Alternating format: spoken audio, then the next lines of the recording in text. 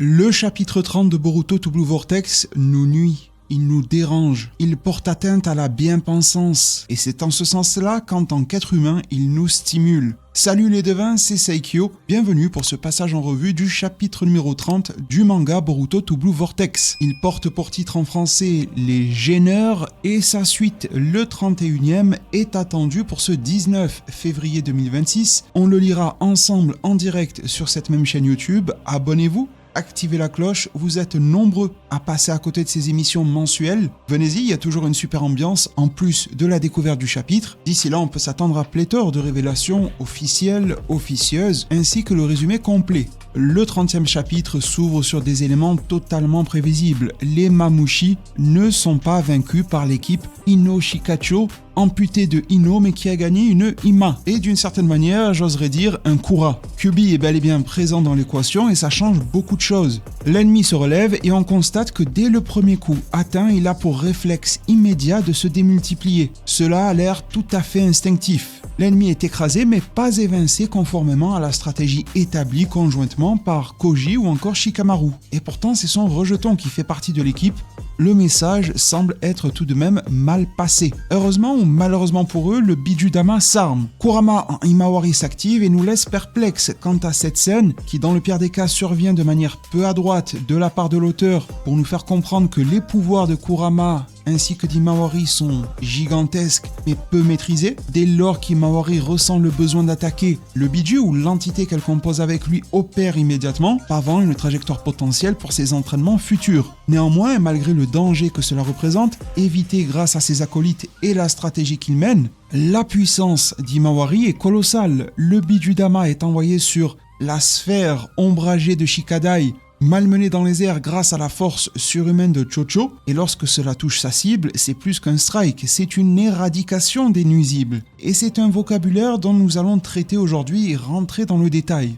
Cela ne fait pas qu'un chapitre, mais plusieurs, que les Ego Shinju, donc Mamushi, tournent autour du langage de typologie nuisible, gêneur, gênant, insecte, sans oublier la dualité de sens, bug, insecte, mais aussi bug dans la matrice, une notion qui a plutôt attrait à la viralité, un virus. Et après tout, en dehors de l'informatique, un nuisible peut colporter un virus et le transmettre aussi, comme quoi et comme souvent tout est lié. Dès lors l'incident clôt avec Himawari, la thématique est posée par le chapitre. Shikadai dira qu'ils sont nombreux, ils se demanderont combien sont-ils alors qu'ils en aperçoivent d'autres. Inojin suintant nous indique que ça ne marche pas, qu'ils ont beau les éliminer, c'est sans fin. Ils se multiplient de plus belle. Et la question que l'on se pose tous, personnellement je me la pose, comment va-t-on éradiquer ces nuisibles? On a beau les surclasser à chaque confrontation, ils sont de plus en plus nombreux.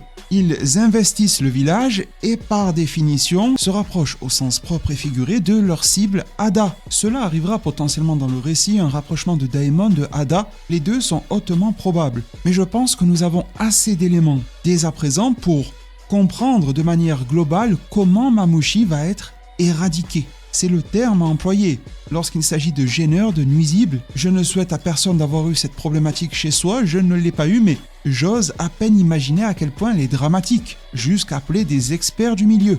D'ailleurs, si certains d'entre vous en font partie, n'hésitez pas à vous exprimer et à partager votre savoir à ce sujet. C'est quelque chose que j'apprécie beaucoup sur la chaîne, vous le savez. Ne pas être expert ne m'empêche pas de me renseigner, de m'éduquer sur le sujet et de vous transmettre la part de savoir que j'ai pu acquérir. Je suis parti d'un constat simple. La menace Mamushi est représentée sous forme de gêneurs de nuisibles que l'on cherche à éradiquer. Ils sont très nombreux, de plus en plus, ils se reproduisent extrêmement vite et de surcroît, ils se sont dispersés en une très large zone. Alors comment faire? Et vous allez voir que la stratégie de Koji Shikamaru a déjà commencé cela, sauf qu'elle n'a pas encore mis en place toutes les étapes nécessaires. La logique générale est de traiter non plus un point, mais un territoire. L'objectif, à transposer dans le manga Boruto To Blue Vortex, est de casser le cycle biologique. Pas juste de tuer ce qu'ils se voient. C'est ce que sont en train d'apprendre sur le terrain Shikamaru et ses équipes. Comme indispensable absolu, il nous faut identifier l'espèce. C'est plutôt bien fait.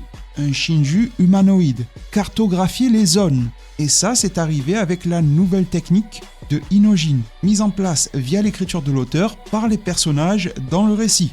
Le village de Konoha est divisé en zones et on peut y faire apparaître des sortes de foyers, des relais ainsi que des zones plus calmes. Il y a plusieurs méthodes clés à employer. Premièrement, les régulateurs de croissance des insectes.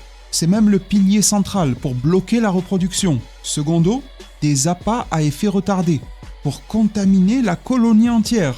Troisièmement, de la chimie non répulsive, ciblée et non pas à la volée un petit peu comme ça. Mise en place de pièges témoins pour mesurer et pas seulement pour tuer. On y voit déjà là des pistes pour la suite, mais il y a aussi une organisation du traitement par zone. Les foyers ne se traitent pas de la même manière que la périphérie ou que les zones saines. Les interventions se font de manière synchronisée sur tout le périmètre, en 2 à 4 passages minimum, planifiés selon le cycle reproductif. C'est compliqué parce que Mamouchi n'en a pas, il est plutôt déclenché par des situations. De plus, on n'hésite pas à mettre en place une rotation des molécules, si nécessaire, s'il y a résistance de la part du nuisible. De manière structurelle, on va colmater les accès, on va supprimer ce qui le nourrit, ce qui l'apprécie, tels que l'humidité ou les chaleurs excessives, ça c'est dans la vraie vie, et on applique des règles collectives si c'est toute une zone d'habitation qui est touchée. Donc là, le village pourrait mettre en place, chacun à sa hauteur, à sa mesure, des actions. Ce qui mène à l'échec, c'est d'essayer d'éradiquer la menace en un seul passage. Il en faudra plusieurs, à minima 2. De pulvériser, de traiter de manière massive uniforme, de ne pas tenter de réguler la croissance des nuisibles, de ne pas avoir de suivi clair de la situation ou de s'attendre à un résultat rapide. La clé du succès face à de telles menaces dans la vie réelle, c'est de miser sur l'effondrement progressif et non pas comme avec les précédents Shinju, desquels on a cherché à avoir une disparition instantanée. Si un seul pilier manque, la prolifération reprend.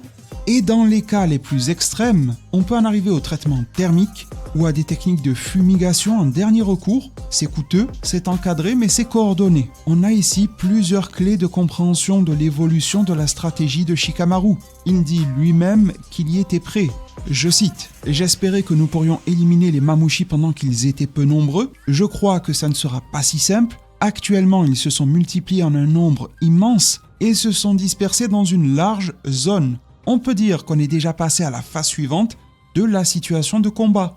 Pas de panique, j'avais envisagé cette hypothèse. On va juste changer d'orientation. » C'est à ce moment-là que Shikamaru est interrompu, l'on ne connaît pas sa stratégie. Si l'on lit entre les lignes, malgré l'urgence de la situation, il n'a pas l'air de vouloir en arriver aux cas les plus extrêmes, ce qui serait l'équivalent du traitement thermique ou de la fumigation. Disons qu'à ce stade, il a essayé de traiter point par point au lieu d'un territoire global, que cette phase concerne le premier passage et c'est loin d'être suffisant, qu'il a tenté de dispatcher des troupes de manière uniforme sans trop prendre en compte les disparités entre les zones, qu'il n'a pas tenté de réguler la croissance en elle-même à la source sur le Shinju, mais sa stratégie n'est pas vaine, déjà elle est vouée à évoluer et sa base n'est pas malsaine. Il a mis en place une forme de suivi, un début de règles collectives à minima au niveau de son équipe, mais pas encore du village, et on voit à quel point les habitants de Konoha sont dérangés par ces situations-là. La prochaine étape serait donc probablement d'agir à la source, d'arrêter de déclencher l'adversaire, de limiter les interactions si elles ne portent pas, ce qui veut dire qu'on valide celle d'un Kawaki, celle d'un Boruto, pour ne prendre que en exemple, car ils vont droit au but. Ils éliminent la menace selon les conditions qui le permettent, alors qu'une bande de Shikadai et autres sera efficace à terme, mais pour le moment, dès qu'elle touche le Shinju, elles lui permettent de se multiplier. Sachant qu'en off, il doit se multiplier lui aussi de son côté pour trouver Ada. On ne s'en sort plus. La zone est bien trop grande, il va falloir donc colmater les accès. Tout ce qui peut s'apparenter dans des bâtiments à des fissures, des gaines, des plafonds. Ici, on est à l'échelle d'un village, il devrait probablement chercher à réduire les mouvements de Mamouchi, à le confiner en quelque sorte pour mieux traiter l'invasion. Ça ne suffira pas et je pense qu'un point clé résidera en une technique, un jutsu, une technologie. Cela peut donc reposer sur les ninjas mais aussi sur l'aide de scientifiques tels que Sumire ou encore Amado, voire les deux, sans compter ce qu'a peut-être anticipé Koji. Quelque chose qui affecterait directement Mamouchi, qui viendrait contaminer les autres et les empêcher à chacun de se multiplier avant même que l'on ne brise leurs yeux. De manière encore plus optimale, les atteindre via transmission et les éliminer. Je suis assez convaincu que l'on se dirige vers quelque chose de similaire et je pense que c'est la direction à prendre, évidemment si le village ne finit pas en plein chaos parce que Kobu aura tout foutu en l'air.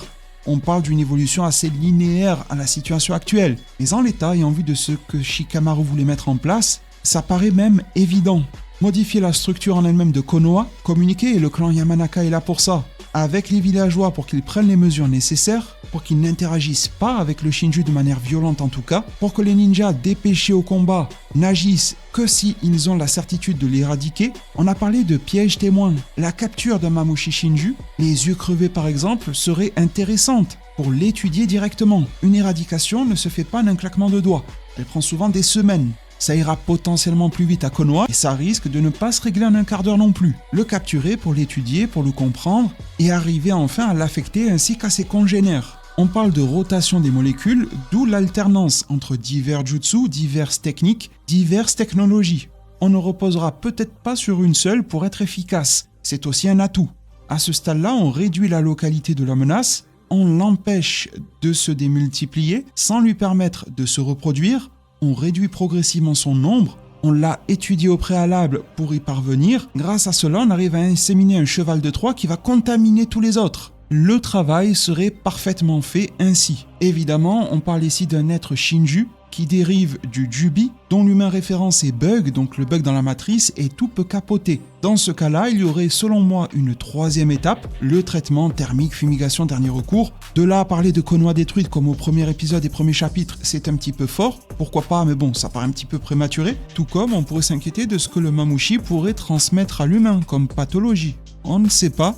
Ce qui pourrait mener Konoha dans une situation de crise, d'une énorme perte de ses habitants, de ses effectifs, une situation d'épidémie, de recherche de traitement, de vaccins. On en est bien loin, mais ça peut nous chatouiller l'esprit comme réflexion, notamment si l'on considère ce Mamushi Shinju comme une forme de peste. Constatons tout de même que l'on a eu la preuve par 2 fois que cette solution d'urgence, notamment l'éradication thermique, fonctionne, avec notamment 2 personnages. Kawaki, qui a été plus qu'explosif. En utilisant des techniques d'Ishiki au chapitre précédent, il s'est intéressé aux yeux, après il a tout fait péter. Himawari, Kurama, aussi instables soient-ils, qui ont, via Bijudama, via explosion, ce qui me fait penser donc à ce traitement thermique, éradiqué les nuisibles à leur modeste niveau. Vous pensez cela, vous mettez cela en place à plus grande échelle et vous en faites appel à des techniques de destruction massive pour totalement annihiler ce Shinju, qui n'est pas une énorme menace en soi, sa démultiplication fait sa force. Si Konoha doit jouer le tout pour le tout, tant pis. Ce n'est pas la première fois qu'elle a subi une destruction, peut-être pas la dernière, et au préalable, des moyens, des canaux de communication auront déjà été mis en place, permettant d'évacuer les populations. Au préalable, on a aussi modifié la structure de Konoha. On a donc confiné les Shinju dans une zone précise. Konoha n'aurait pas besoin de souffrir tout entière, et potentiellement cette zone, qui prendrait cher évidemment. Je pense que l'on a ici les étapes fondatrices à venir pour la suite du combat face à Mamushi, qui n'est pas un combat conventionnel, absolument pas classique. Ça, on en a eu aux abords du village de Suna. Là, on est passé à autre chose. La force de Mamushi n'est pas la même que celle des autres, il est beaucoup plus insidieux. Les méthodes pour en venir à bout, de fait, doivent changer. À condition, évidemment, qu'il n'y ait pas d'emballement supplémentaire et surnaturel. Une intervention de Jura, un retournement de veste, ça ne serait pas le premier de Kawaki, une capture, et celle-ci est probable, de Daemon et surtout de Hada, ce qui transformerait l'urgence en une situation de sauvetage par exemple, et les mêmes étapes ne pourraient plus s'appliquer. C'est en tout cas, après ce travail de recherche et d'analyse, celle qui pour moi ressort principalement. Celle qui est viable et celle qui a pleinement ses chances de réalisation dès le chapitre 31 et les suivants. Comme toujours, un paradoxe me compose.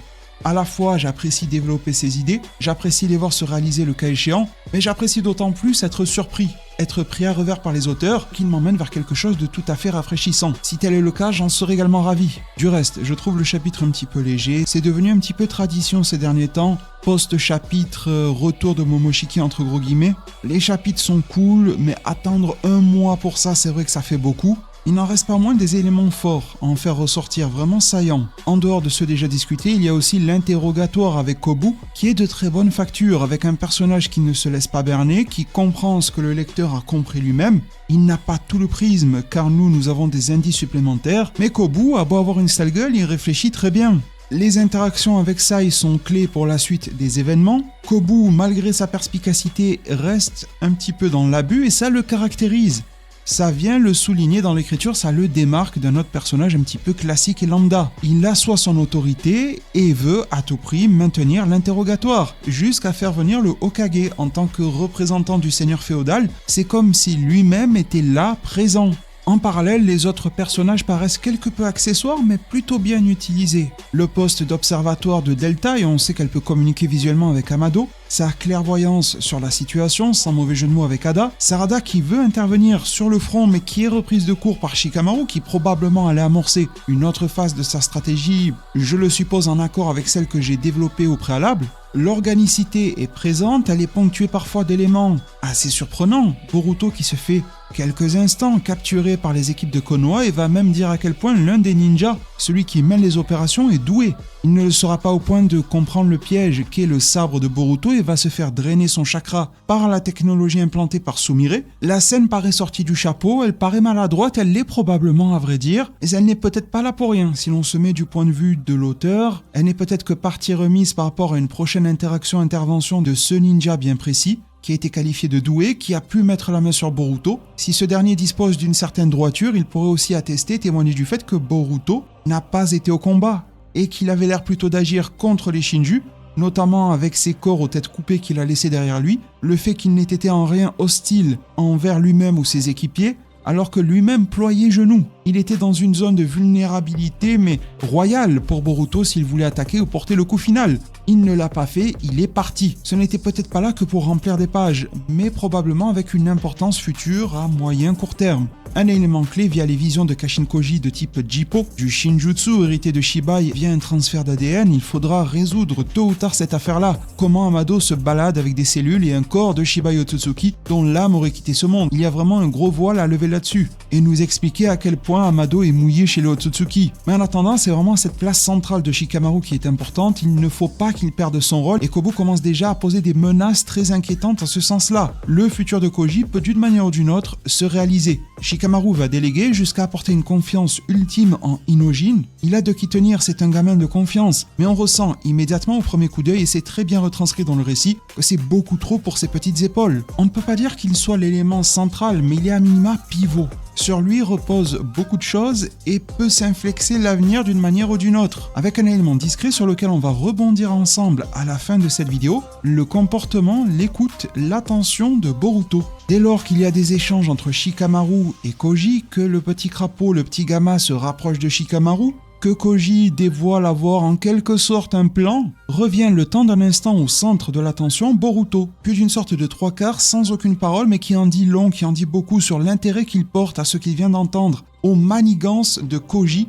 qu'il est sûrement en train de prévoir. Ce même Koji qui fait interrompre le Shindenjin à Inojin, qui va utiliser le jeune Yamanaka à d'autres escients. Mais en attendant, c'est cette confrontation, en quelque sorte et même de manière propre au sommet, entre l'émanation du daimyo Kobu et la plus haute instance de Konoha Shikamaru qui a lieu. C'est plus qu'une partie d'échecs, c'est carrément un coup de pression qui est mis par Kobu.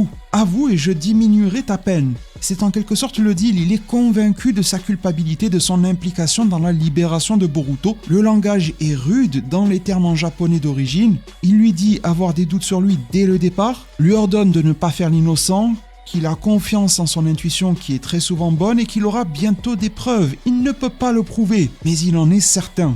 Mine de rien, ce Kobu en impose. Et au moment où Shikamaru devait répondre, c'est le Shintenshin, la technique historique Yamanaka de transposition, qui prend le relais via un dispositif de petit crapaud gamma émetteur-récepteur pour que l'esprit d'Inojin prenne le dessus sur celui de Kobu et prenne possession de son corps, de ses actes, de ses mouvements, de ses paroles. S'effondrant sur sa table le temps de quelques instants, alertant Sai et reprenant ses esprits, le premier regard croisé avec son paternel en vérité, qu'il est terriblement démasqué. Shikamaru n'était pas prévenu et comprend sur le tard ce qu'il en est. Il voit qu'il n'a plus affaire à Kobu mais bel et bien à Inojin, fils de Sai. C'est encore plus tendu qu'une telenovelas pour ceux qui se rappellent. Et Kobu, donc Inojin, je m'amuse à le surnommer Kobujin pour y voir un petit peu plus clair sur qui dit et fait quoi, dit qu'il veut une pause sans escorte, c'est étouffant, que sa pause serait gâchée, qu'il s'en va malgré l'état d'urgence complète à Konoha. Il déambule dans le palais du Hokage, va sur son toit, ignore ce que Koji attend de lui et commence à réaliser. Au moment où le clone de Jiraiya, d'une froideur totale, lui dit « On va tuer Kobu ». Kashin Koji demande à l'esprit d'Inojin qui se trouve dans le corps de Kobu et qui d'une certaine manière cohabite avec l'esprit de ce dernier qu'il a déplacé de par sa technique sur le côté, de le tuer. En marge et de manière tout aussi importante, Sai, un petit peu à l'instar de Naps chez Fianso, rejoint le cercle. Il comprend qu'Inojin est trempé là-dedans, qu'il y a une stratégie du Hokage. Il veut savoir ce qu'il se passe avec son fils. Il a eu le talent de ne pas tout divulguer, mais le moment opportun, il le fait.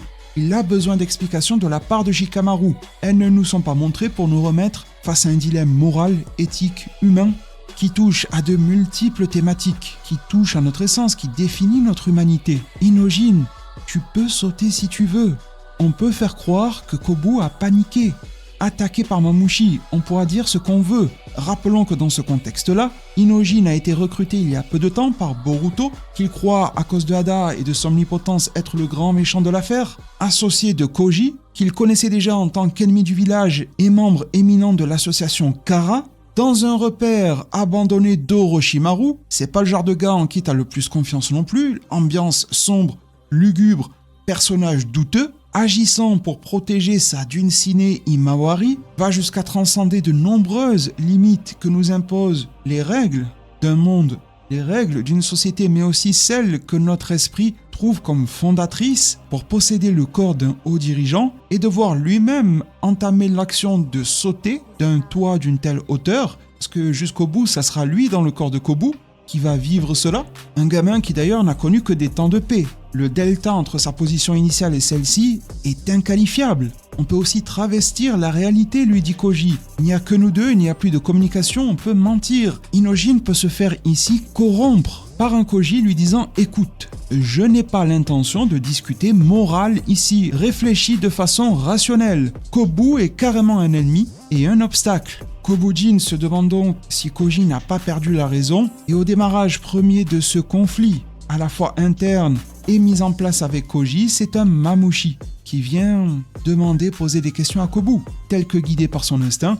Où se trouve et connaît-il surtout la femme du nom de Hada? Koji n'en perd et n'en manque pas une et se dit que son crapaud lui permet aussi d'attaquer. Comme remarqué ensemble en début de chapitre, les Shinju se démultiplient dès lors qu'ils sont atteints physiquement. Une petite égratignure via le gamma suffit à foutre en rogne ce Mamushi et menacer de mort celui que tout à chacun confondrait avec Kobu. Et ça soulève une grosse question, il se passe quoi si Inojin fait de sorte de gré ou de force de tuer Kobu et qu'il meurt sans quitter l'esprit avant d'avoir changé et de retourner à sa bonne place? Il va faire des petites salutations à Cro-Blanc, comment ça se passe? J'espère que le prochain chapitre va y répondre ou nous rafraîchir l'esprit. J'ai comme un souvenir d'anciens Yamanaka durant la guerre qui poussaient les ninjas adverses au bout du bout et qui quittaient le corps juste avant. Si je me fie à mes souvenirs, le Yamanaka ne peut pas rester comme ça coincé. Ce qui veut dire que Inojin doit lâcher prise pour se sauver lui-même, mais aussi abandonner Kobu, et il n'a pas l'air d'être prêt à ça. Ça pose une vraie problématique. Pour clôturer, je vous avais promis un rebond. Par rapport à Boruto, il y a une théorie que vous avez été nombreux à manifester dans différents termes. Je vais la synthétiser en quelques phrases. Boruto pourrait ici intervenir, que cela soit pour aider Inojin, mais aussi sauver Kobu.